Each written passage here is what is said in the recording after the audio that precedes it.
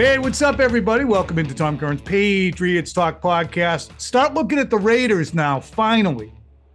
And we're going to bring in JT the Brick. 28 years he's been doing Raiders coverage, pre and post game during the season, play-by-play during the preseason. He's had his eyes on all of it, so he's going to bring us up to date on what the Raiders are expecting from the Patriots. Meanwhile, we also have Garrett Bradbury for irrelevant questions. With no further ado, let's bring in my good friend JT the Brick. JT, what's going on, bud?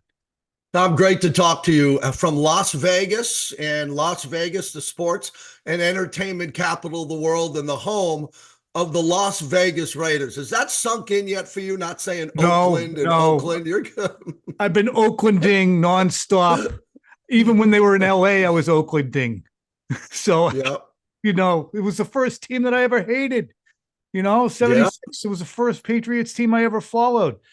I can tell you that season inside and out, and the Raiders ended it and left little fourth grade Tom Curran in tears on the bathroom floor, thanks to Ken Stabler on a 10-second remaining boot into the end zone for 21-17. Maybe it was 24-21. It was 24-21. Raiders winning a wild card playoff game, but I don't remember it. Sugar Bear Hamilton, and I talked about that on my show. I'm lucky on the podcast. I do the Raiders radio every day, and I did this thing in the summer because you know how it could get slow in the summer. So I did the greatest Raider draft picks of all time. You had to be drafted by the Raiders, and I'm inside the top 10 now, and it's Bolitnikov, Branch, Art Shell. It's everybody who was drafted by the Raiders. And we got the snake, and what people don't remember is the Raiders from Super Bowl II, where they lost, were better than the Jets in Super Bowl III, swept the Chiefs the year of Super Bowl IV. Then they ran into the steel curtain, the Immaculate Reception. We were talking about Al winning a couple more. And they could have lost Super Bowl XI, their first, if Sugar Bear Hamilton doesn't have the late hit on Snake. I don't think Madden survives that. If he loses that one on top of it, that's another global loss for the Raiders. So that was the first of the Raiders' 3 Super Bowls. They've played in 5. The last one they played in was Super Bowl 37. So we've been through a drought, and now we got Pete Carroll to try, Tom, to change the drought and turn this thing around. Let me ask you this very plainly out of the gates here. Raiders fans must look at the Patriots and say, well, you should open the season with a win. We're going to count this one as 1-0 because that's generally how fans operate. How was the team last year? How is it this year? This is a win for the Raiders, I would imagine, yes? Well, you would hope so for the Raider fans, for Raider Nation, that there's only so many wins on the schedule, and there's supposed to be a drastic turnaround. Both teams won 4 games. Yes. I think the Raiders have better star players. The Patriots don't have Max Crosby. We have Ashton Genty, who could be a superstar year one. Brock Bowers turned out to be one of the best players in all of football. Geno, I'll get into his stats later. Geno's been really good the last 3 years. So the Raiders have a bunch of star players sprinkled on the roster that you'd say, man, that's the type of team I'd like to build around. But Tom, there's not a lot of depth at all. I mean, at all. So as John Spytek, the new GM, and Pete Carroll have put this team together, they're trying to figure out what they're going to do here to kind of get the defense off the field and then keep Geno and the offense and the running game on the field. I think one of the biggest additions for the Raiders is Chip Kelly, coming off a Super Bowl with 2 1,000-yard rushers. He's a great, not good offensive coordinator. But then again, the Raiders had a great, not good offensive coordinator in Josh McDaniels, who was the head coach of this team. He got fired along with Dave Ziegler with the Patriot connections. And it's another reboot for Mark Davis. But I think he's got it right this time because Pete Carroll's next level. I've been sitting down with him. I host his TV show every week, the Pete Carroll Show, and he's different, and he gives the Raider fans a lot of hope. There are so many connections between this team, and it really does go back. As you said, it really started in 76. I'm not going to trace the entire timeline, but between 76 and the Snow Bowl, and now the connection with Brady out there and McDaniels, and Pete Carroll was the first coach I ever covered back here in 97. Chip Kelly having been at OSU, Mike Vrabel having been at OSU, that connection. But to me, when you look at the Raiders and you said you want to get the defense off the field, is that the soft underbelly that is the weak spot for the Patriots to try and attack with one of the most impotent offenses in 2024? Yeah, the Raiders secondary is the issue. They got two good safeties. Jeremy Chin played for the Washington Commanders, went to the NFC Championship game. He was really the big prize, good player. And Isaiah Palomal, who's a young safety who earned that spot. But on the corners, wow. On the corners, they drafted a kid, Darian Porter, who played at Iowa State, who didn't play a lot. He was a wide receiver converted. Pete loves him. Tom, what's so interesting, I mean, it's going to blow your audience away, is Pete Carroll looks for a specific type of corner, like Richard Sherman. You got to be 6'2", you got to be this tall, your hands got to be this big. And that's what they went after. Now, they didn't go after a Stephon Gilmore type of player, a veteran corner. They had Jack Jones and Marcus Peters the last couple of years who were okay, but they got old really fast. So the soft underbelly of the Raiders is the fact that they don't have many corners, and they're not deep at corner. And Pete's saying, no, I'm good. These are my guys. He compared him to the Legion of Boom. Let that sink in. He thinks that he is building a concept and this competition thing, which is amazing. And these are the guys who deserved it. But that's the softness. I don't want to say softness. That's not the right word. That's the youth of the Raiders, because the Raiders have three veteran linebackers in Jermaine Pratt, and they have Devin White, who is really good and is still under 30. And they got a Landon Roberts, who's a hard-hitting tackler, veteran from Pittsburgh. So if they line up those linebackers behind Max Crosby and that defensive line, and the safeties play well, the only thing the Raiders got to worry about is May making these one-on-one back shoulder throws, or, one-on-one throws to the corners, because I think Josh McDaniels is good. If you and I are talking about it, I think Josh McDaniels is talking about it too in film room. Well, as you're talking too, if they're playing the same scheme that Pete played in Seattle, that, Gus Bradley took with him to San Diego and then on to Jacksonville, the Patriots have a very simple approach to that scheme, and we've seen it over and over again, and that's to use their running back, whether it's Shane Vereen in the Super Bowl back in 2014 or the Chargers when Gus Bradley was their defensive coordinator in the 2018 playoffs, and they just got absolutely blitzed. They just throw it to the running back. 11 times, I believe, Shane Vereen caught the ball in the Super Bowl back then. Might have been 14 catches for James White in the playoff game back in 2018. They know how to attack that defense, and they use a running back to do it. And then they try and, hit some shots down the seam, but they don't really try and go over the top. So it'll be fascinating to see now that you've kind of brought that to light. And I should have connected that dot by now. When Josh McDaniels goes against that Pete Carroll defense, it's quarters, right? Yeah. And I think when you look at that running back matchup, our nemesis for the Raiders, has been Travis Kelce in the middle of the field. That's been the Raiders' weaknesses. How do you guard the tight end over the middle of the field? Well, we're not going up against Gronkowski, thank God, because he'd live all day in the middle of the field between the linebackers and the safeties here.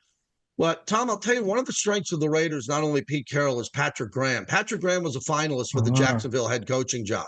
Yeah, he's good. And Pete Carroll kept him. Pete Carroll kept him and brought in Chip Kelly. So you got Chip Kelly on the offense.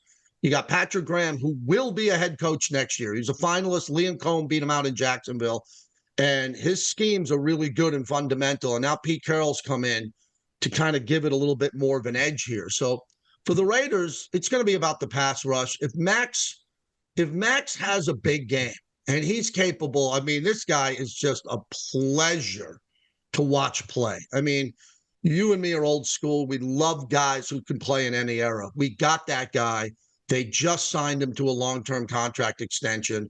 Malcolm Kuntz is back, who was really coming on until he blew out his knee and missed all the last year. And then we took this kid, Tyree Wilson, number 7 overall, 3 years ago in the first round, 7th pick. He hasn't popped yet, but he's getting moved into defensive tackle. And he's a guy that can really, he demands a double team on passing downs. But can the Raiders stop the run? I mean, if the Patriots want to run the ball they're going to want to run it. That's what they're going to want to do. And Josh knows that. And that's what Chip's going to want to do. When I ask you later on about the Patriots, it's the same thing. Chip's going to want to get Ashton Genty going. And behind him is Raheem Mostert. And then there's Zamir White, who was a star at Georgia, who's on Pete's good list. So the Raiders have the ability to really run the ball, but you can run the ball when you got Brock Bowers and Jakobi Meyers and Trey Tucker and Michael Mayer. I think the Raiders also want to spread the Patriots out and go that way. It's going to be a fascinating chess match between Carroll and Josh McDaniels and these position coaches. I can't wait. Yeah, Pat Graham, too, as you know, and as our audience probably remembers, he's a longtime Patriots assistant. So he's seen plenty of Josh McDaniels' offense. Pat Graham will know what the Patriots' plan is against a team that plays quarters, a team that plays that style of defense. Let's flip it around. You mentioned Genty. People, I think, before I get to Genty and the weapons, let's talk about Geno. I'll tell you what, he's underrated. I think people still have a perception that he is a Jets washout. I don't know how many people still have that perception, but I think it's hard to ever conquer that notion that he's just a guy, and he's not. He's probably one of the 12 best quarterbacks in the league, which is saying something in 2025 when there's so many really decent to good ones. But he fits in there. How has he played so far in this preseason and training camp, more importantly? Yeah, he's been great in training camp. Remember, Aiden O'Connell got hurt, and he was the backup, and he wasn't going to start. And they brought in Kenny Pickett to back him up for this game because we had Cam Miller, a kid out of nowhere, was going to play. You couldn't have him as a backup. But Geno looked really good. In the Arizona last game, he came out there, Dante Thornton, a 6'5", 4'3", sprinter, caught a touchdown. Geno hit him on a back shoulder, and they got him out of the game. Tom, from 2002 through 2024, those last 3 seasons entering this season, Geno's top 5 in a lot of categories. You won't see Geno on a top 10 list anywhere. Some don't have him on a top 20 list, but it's comeback wins, 10, which is second, completion percentage, 4th in the league. This guy is a really good player, and he's played 4 full seasons in his career where he didn't play. So let me tell your audience about this. He was the backup quarterback and didn't get in the game. He didn't get in during wash-up duty with the Chargers or the Giants. You look at go Wikipedia and Google Geno stats. So there were 4 years where he didn't get touched. And the reason why Pete Carroll loves him like a son is he backed up Russell Wilson. And it's tough backing up Russ because he's not coming out of the game for anybody. And then when Geno prepared every day to get ready for that opportunity, Pete loved it. He was ready. And then when he finally took over for Russell Wilson, he was really good. And he's really good indoors. The Raiders play indoors. This is an outdoor game. That shouldn't be a weather issue. We play the Commanders. We play the Commanders in 2 weeks, 3 weeks. There's no weather there. And so there's some things happening with Geno where he could be a sleeper. I'm not saying, he throws for 4,000 yards, but he's got to cut down on his interceptions. And with Chip Kelly, Geno told me he's never in his career ever gotten to the line of scrimmage this quickly. He's getting to the line of scrimmage, and watch that in this Patriot game, with 18 seconds on the clock. He's got the ability to look at everything, look at his reads, and change the play. And he didn't have the ability to do that in the past. So he's really excited. If you want to roll back and take a peek, too, at what Seattle did to the Patriots last year with Geno Smith, he went off in the second half. He was just exploiting them with DK Metcalf. Who's the other dude there? Jackson Smith and Jigba. And Jigba. Yep. Mm-hmm. I think he might have been like 22 for 28. And he really picked them apart after a Patriots season opening win against Cincinnati. And then the Patriots lost, and they had a breakdown. They lost, I think it was Kyle Duggar, actually, who's that's an area we'll explore when we talk later. The Patriots secondary is in somewhat of a flux right now, and we thought it was going to be a strong suit.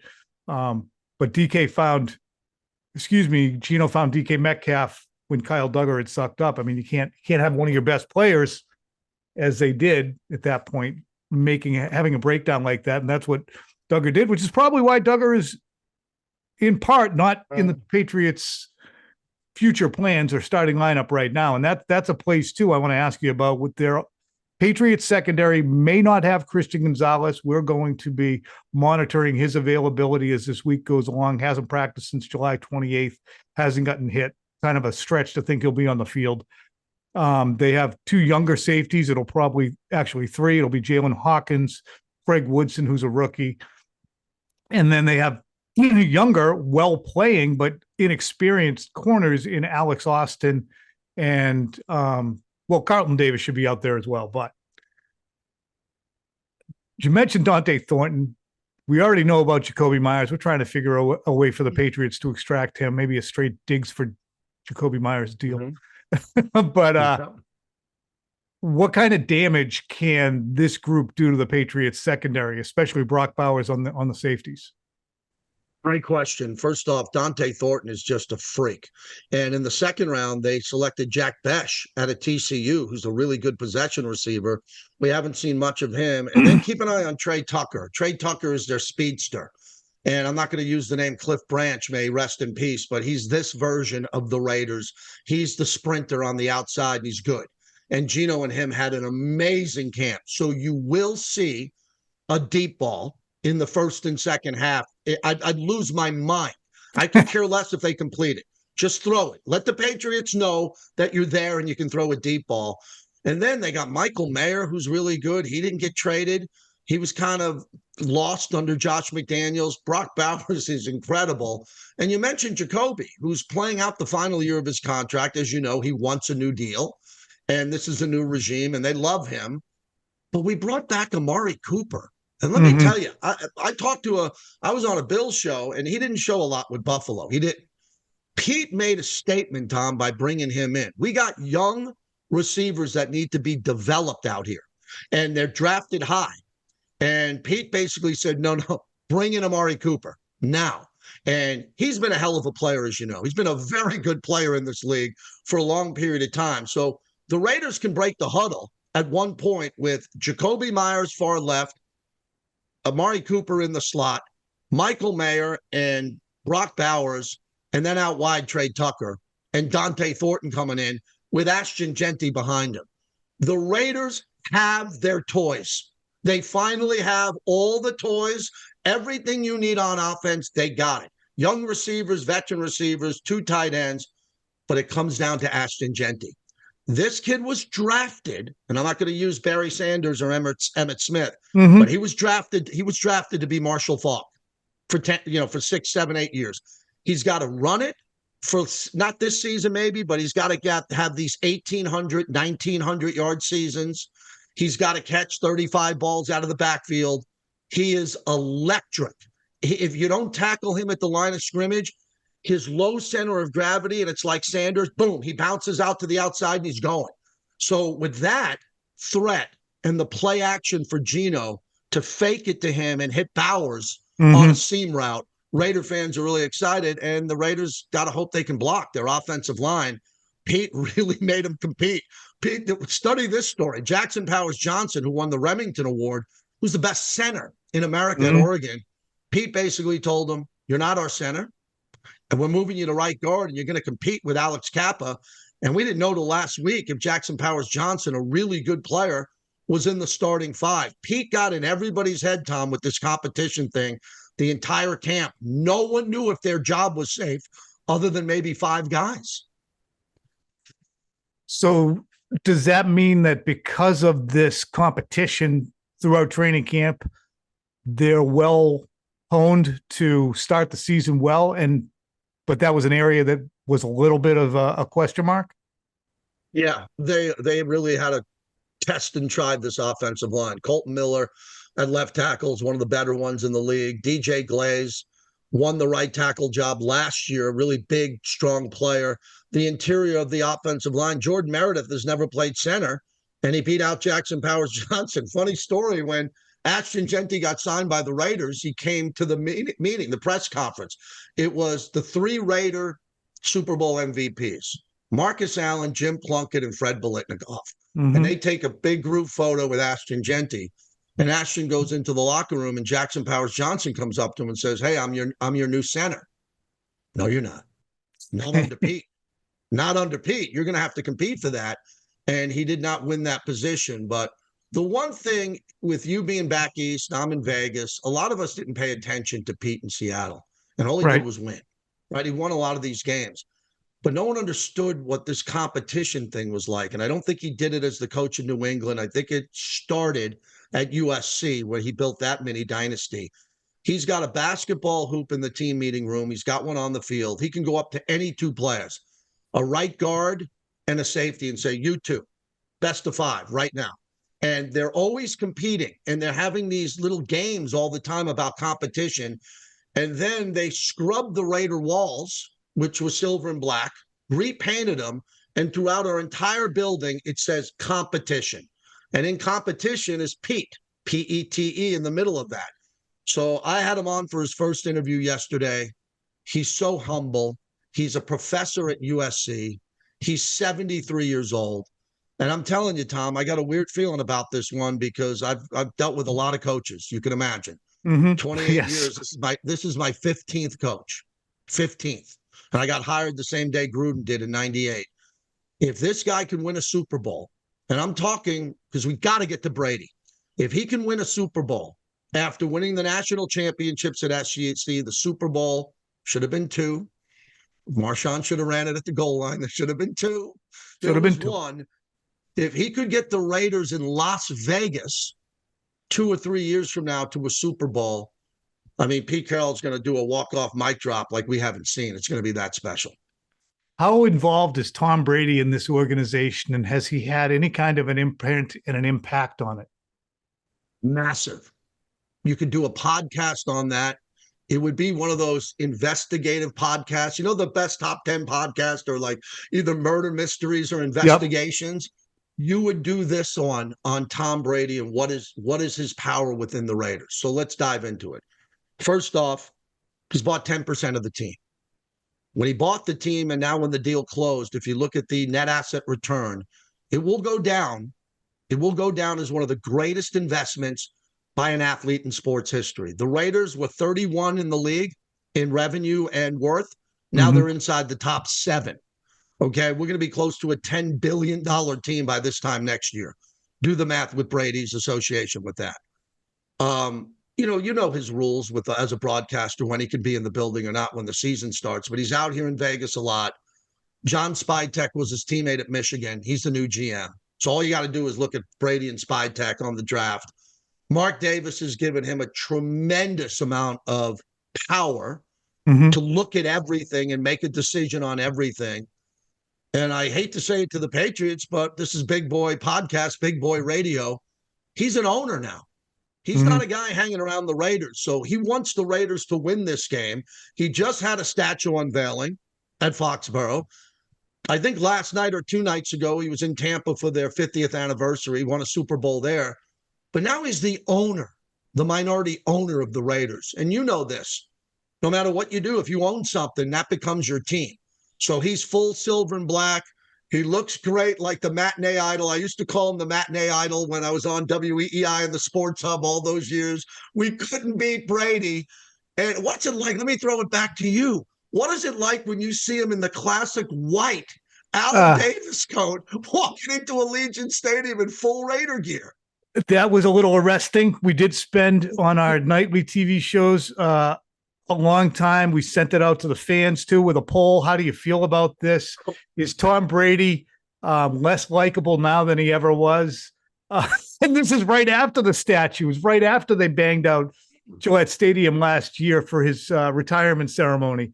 It's fascinating, and I know that he's cutthroat. It's just plain. I mean, he can have a million relationships in which he exchanges plenty of love with people, whether it's Vrabel or Kraft or whoever, but he would absolutely love to figuratively show them their beating heart on their own field on Sunday.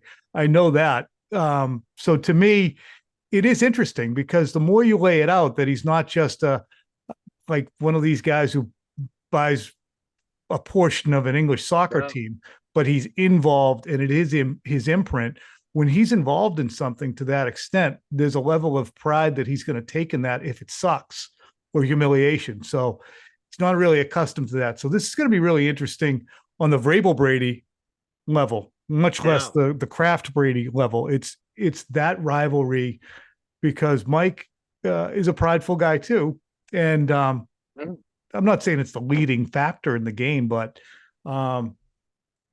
Brady will be unhappy when the Patriots do well on Sunday. And I think the Patriots fans may not understand or comprehend that he very much would like to see his Patriots lose, even though he's always a Patriot. Yeah.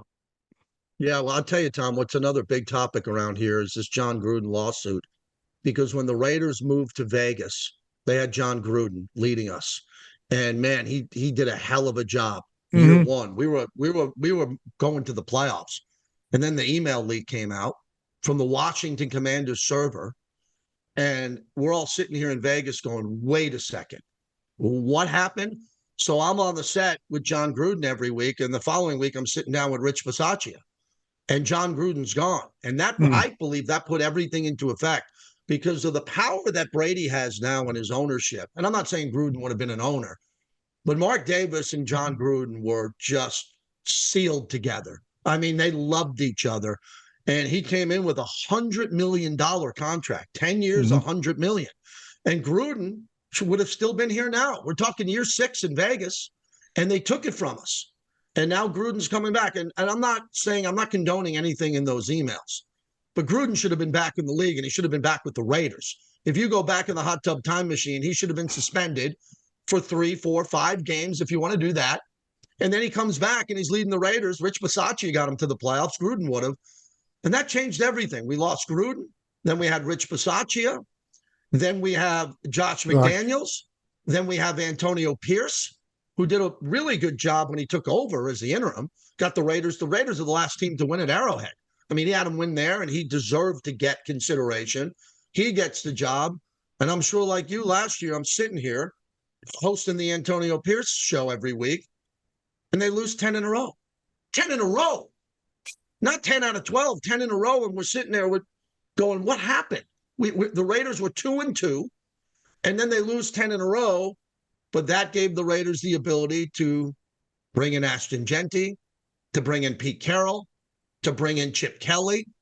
So Raider Nation's looking around saying, yeah, that hurt a lot last year, but the team has been upgraded. And we'll see in Foxborough, because after this game, the Raiders come home for their home opener against the Chargers. The Chargers will be in Brazil, so they're going to get a lot of extra time off from that travel. They're coming into Allegiant Stadium, and then the Raiders are at Jaden Daniels and the Commanders, then home to Caleb Williams and the Bears. If the Raiders could be sitting at 2-2 before the schedule opens up, and we got a lot of wins. We got Tennessee. I think Jacksonville. You go through Cleveland. All the other games. Now we're staring at some wins, but the Raiders got to get out of the gate in Foxborough because we didn't show anything in the preseason. Chip went full vanilla. I'm not showing the Patriots and Vrabel nothing. And now you got all these weapons. It's time to unleash them. And no better place to unleash them than at Gillette if they can pull it off. Be a perfect place to wrap this podcast, but I do have to ask you one last question because we can't stop talking about it. Can the Patriots extract Jakobi Meyers, or is he not going any effing where? It would be interesting because the Raiders did a blockbuster deal to get Devontae Adams with 2 first-round picks, and you looked at that at the time, and it was like I was on board. I'll go pick Devontae up at the airport, and he literally quit on the team. He quit on the team. He didn't wait till the end of the year. And how'd that work out? He went to the Jets and Aaron Rodgers, went to a worse situation. Jakobi's the exact opposite of Devontae. He's not as talented as Devontae, but you don't hear a peep out of him, Tom. Right. You don't hear a word out of him, and he's usually everybody's favorite player for work ethic. He's the only player in the NFL that didn't drop a pass last year and had 1,000 yards. Didn't drop a ball, one. There's no reason he's playing. There's no reason in God's green earth that he is playing for the Raiders right now. I mean, it's just, again, that's part of the reason that there's a new head coach in North Carolina. Yeah, but I think there's no reason he shouldn't be here. Yeah, he's a really good player. And if the Raiders, unfortunately, and him don't come to terms and something happens, he's here. He's dressed and ready to go. He'll be in New England. He's not getting traded, I don't think. I don't think there's going to be a deal this late. I hope that the Raiders reward him. I don't get involved as a team employee with contracts, but I would hope that he would be there. And look, he deserves it. I mean, he's had a couple of really good years out here in Las Vegas. He's been the cornerstone receiver.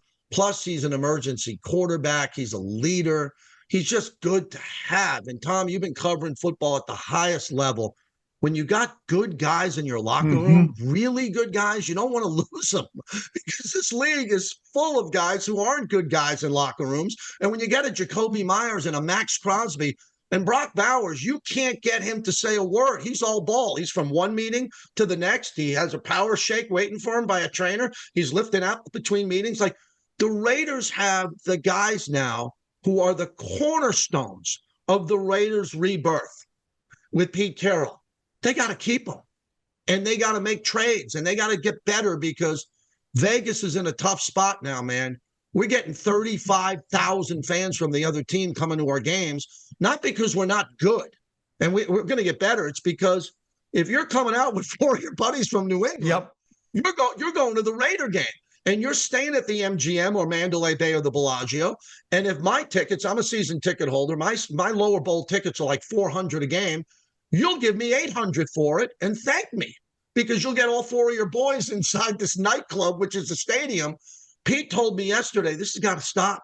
The black hole in Oakland, we got to turn this thing around. And the only way that's going to turn around in Las Vegas is if the Raiders win. If the Raiders are winning, then we won't see fans who are going, hey, my first ever trip to Vegas, I'm going to go to a football game and see my team, the Browns or the Steelers or the Commanders. We got to put a stop to that here in Vegas because the Raiders have always been about winning, the team of the decades. That's what Al had that on the media guide. We were the team of the decades for the 60s, 70s, and 80s. And in the 90s, the Raiders went to an AFC championship. And in the 2000s, we went to a Super Bowl. But from 2003, when the Raiders walked off the field and John Gruden hoisted that Lombardi, till 2025, I mean, you saw the Jerry Jones documentary. There's been a drought. We've had a big drought, and it's got to end now. It's got to end. This has got to be the beginning of the Pete Carroll era. JT the Brick, I wish that you were the pre- and post-game host for every single team the Patriots were playing this year so I could do this every single week with you. But I'm happy we got to do it today, and I'm going to talk to you later on for your show. JT the Brick, thank you so much. I won't see you on Sunday, but I know you're going to enjoy the game. Thanks, buddy. Thanks, Sam. Take care. Hey, what's up, ladies and gentlemen? I got Garrett Bradbury, Patriots center, right here alongside me. And the first question I'm going to ask him for this week's Irrelevant Questions is, you like horror movies? I hate horror movies. I think movies are for entertainment, and I find zero entertainment with horror movies. I've never liked them from when I was young till now. I will never watch one. What was it? So I can't even ask you what's the scariest movie you've ever seen? Nope, because if it's scary, I'm out. You haven't seen The Shining? Nope. I've seen The Shining. It's a good film. That's a good film. But it was such a historic film, I had to watch it, but that's where I draw the line. That's Stanley Kubrick. He sure could put a film together. What's the grossest thing that a teammate could do in the locker room? I mean, with Mac and not wearing shoes, I think he does draw the line with bathrooms and showers, but some guys who just go into the bathroom or shower with no shoes on, no slides on. I don't know. It's questionable. You're going to get some fungus there. No toenail clippings, anything like that? No. I try and ignorance is bliss. I try not to pay attention to too much stuff when I'm in the locker room. That's it, just blinders on. Yes, I'm here and I'm going to get out. I have looked at this rug before and wondered just how much is living in there. Yeah. Not that they're not trying to sandblast the thing clean. They do a good job cleaning it. If you weren't a football player, you would be ... That's a great question.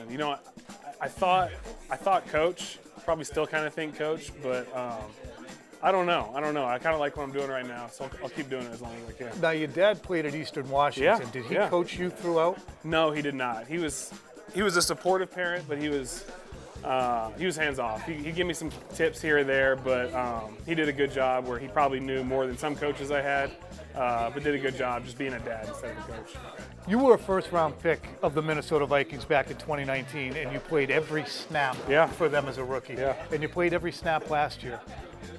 Was it stunning to you to find that, man, I'm actually going to have to relocate here?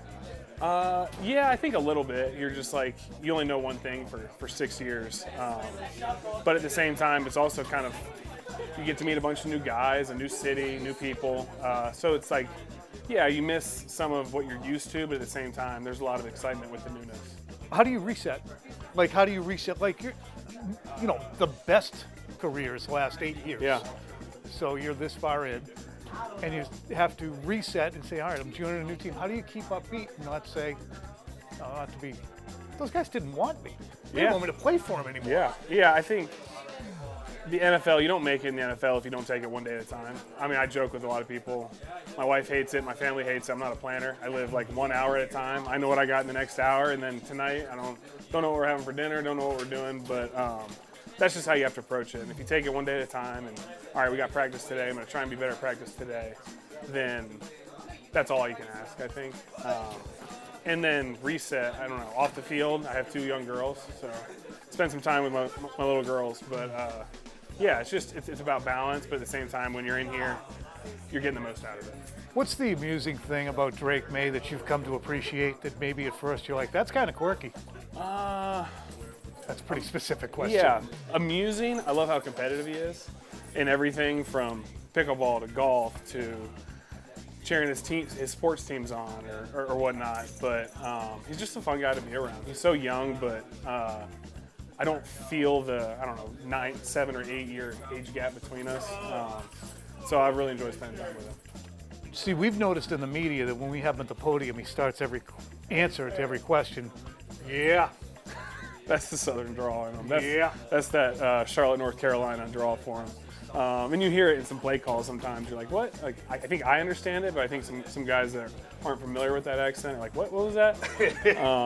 But yeah, we love him for who he is. You had a 21-yard catch when you were with Minnesota playing center. Yeah. Back in 2021, did your eyes light up? Did you just roll back the clock? How'd that work out? You know, I kind of blacked out, but I will say, I think that's the most tired I've ever been on a football field. So a lot of props to all the receivers and running backs and tight ends because I could not do that every play. I think, unfortunately, our tight end got rocked on that play, so we all had to take a knee. I was glad to take a knee because I needed to catch my breath. Trainers came out. I was like, I don't know how they do that every play. So definitely blacked out in the moment, and then after I was like, I can't breathe. So let's get a little timeout and regroup here. You played baseball. You're pretty good. Yeah. Did anybody try and run on you? No. I mean, that's what you take pride in as a catcher. It's all about pop time and throwing those suckers out. So yeah, I had some glory days back in junior, senior year of high school. We had some good teams, but yeah, I love playing behind the plate. Where did you hit in the lineup? Clean out. Nice. Clean out. So it was home run or strikeout, really. And there was a lot of strikeouts. What felt better, throwing somebody out? Hitting a home run. There's not many better feelings. It's kind of like striping a golf. Right down the fairway, you're just like, it's a no-doubter. I can pick my tee up. I know where it's going to be. It doesn't happen very often, but that's the thing. It is a good feeling. We had a conversation on the radio last week on what feels better, a home run or a touchdown. And I've really not scored a ton of either. But whether it's a home run or a drive, it's that split second when you're like, oh my God, I think that's perfect. I did what I was supposed to do. And then you're looking like it is perfect. I did what I was supposed to do. It doesn't always work out that way. This is my favorite part of the program right now. It's, hey, what's your number? You're wearing number 65 right now. Yes. Would that be the number that you would have chosen if you could have anyone from 1 to 100? Yeah, I think there's some rules with O-line. I mean, No, I can't get in 11 and look absolutely ridiculous. But, That'd be awesome. You know, I was 65 in college, and when I came here, 56 from Minnesota was retired. Tyrese Robinson was in 65, and I was like, a lot of guys pay for numbers, and I'm not gonna pay for a number. So we're sitting here in OTAs, and I was like, hey, if I would have asked for 65, would you have wanted it? He's like, I hate 65. I would love 55. I was like, all right, you want to just go talk to Stick and see if we can switch it out? So it was amicable. There was no exchange of money, and we both got what we wanted. See, that's the best case scenario. Yeah. You know, Damian Woody back in the day wore 65. Yeah. So you're carrying on that tradition. Love it. Good luck this weekend. Appreciate it. Thanks Yeah, for great your time. talking to you. All right.